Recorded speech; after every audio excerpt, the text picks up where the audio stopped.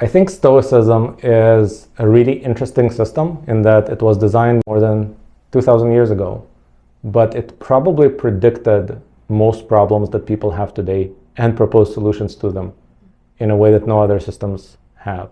One of the biggest problems that people have is hedonic adaptation. We get used to good things and we take them for granted.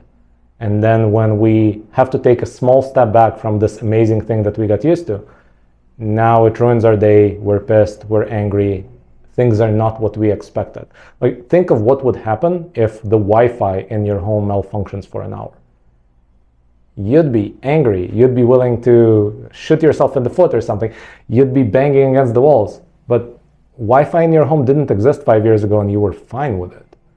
And so one of the tools that Stoicism really tries to inculcate in people is not to take things for granted, is to always be thankful for what you have, because most other people might not have it. Your parents did not have it, and they had a good life. So if you have it, you must have an even better life. Why are you upset suddenly?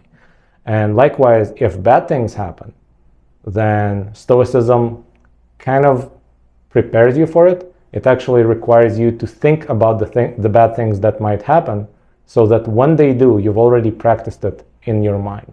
Now, it's worth noting, for those people that follow the law of attraction or any variation of The Secret, Stoicism tends to recommend the exact opposite. So you're going to have a bit of a cognitive dissonance. The law of attraction people were taught to only think about the good things because it attracts the good things. Now, there's no evidence that that is indeed the case, but keep that thought in mind. Stoicism actually tells you to think of the worst things that might happen. Prepare yourself for them, because every once in a while they will. And if you haven't prepared for them, then your reaction is going to be bad. And you don't actually control what will happen. The one thing that you do control is your reaction. And so you want your reactions to the things that happen without your control to be the best that they can be. And this requires you to mentally prepare for it. So let's say you're an athlete, you're preparing for a fight. Don't just visualize your victory.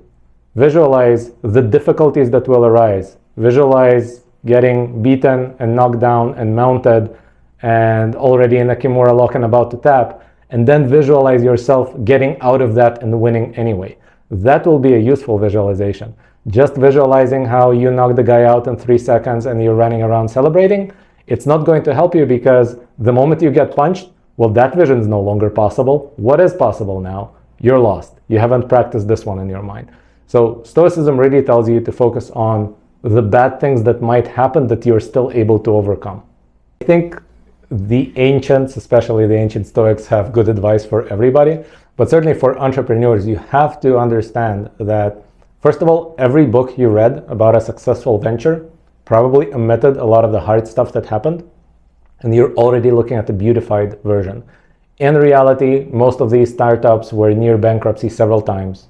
Their product was a failure and they had to pivot, and the pivot somehow sort of magically worked, but they all had a lot of different challenges. I remember Elon Musk famously, when asked what it's like to be the founder of a startup, said it's like crawling on broken glass and staring into the abyss, right? Which is a good description of at least some of the times in a startup founder's life. Now, obviously, there are also big highs, but if you don't prepare yourself mentally for the lows, then they're going to break you. And this is probably why most startups fail.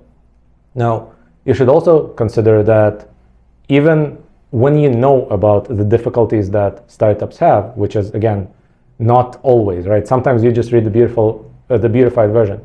You can read the factual difficulty. You don't experience the pressure that people were under in that moment, right? So just knowing that a certain company was near bankruptcy because a client wasn't paying them on time and they almost ran out of money, you don't feel it viscerally. You don't actually experience what it's like to have to talk to all the people and explain to them that you can't pay them a salary on time, right?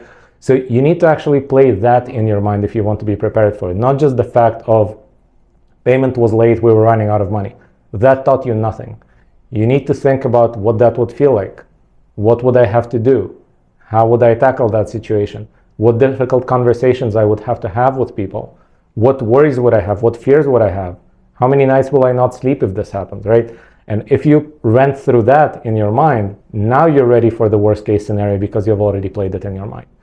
Moreover, one of the nice side effects of this is that if you play these worst case scenarios in your mind from time to time, every day that they don't happen is a happy day, right? You've essentially just lowered your baseline for what normal is, and now most of your days are above normal. They are way better than expected because these catastrophic things that happened to the best companies in history, they didn't happen to you today, right? So you're actually better off than those best companies were at the time.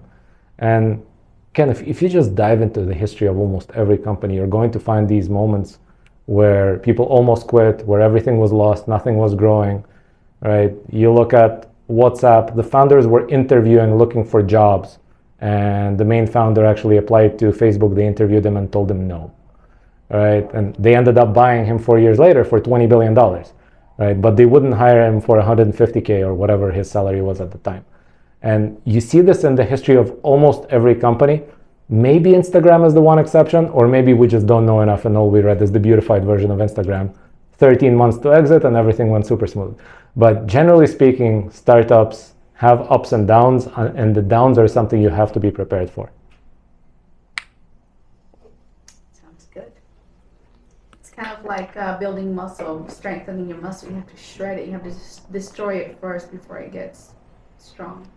And building muscle is a good analogy, and especially now that we see more and more research, we see that the best way to build muscle is to put it in the most disadvantageous positions, right? So let's say you have a full range of motion from the full stretch to the full contraction of the muscle. If you only do partials in the contracted position where you're strongest, it's actually not going to grow that much.